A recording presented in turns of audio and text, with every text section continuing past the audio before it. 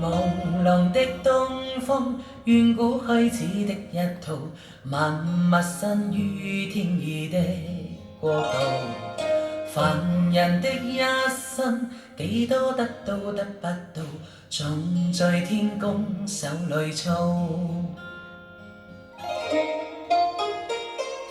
但若天可知世間種種的苦惱，為什麼不受逐漸引導？為什麼衷心想得的偏得不到許多基本的美好？莫說痴與夢，天不許我肯半步，讓我愛與怒，也要奮力試比高。人間怎可猜得到天意的喜與怒？千秋傾須如何定去路？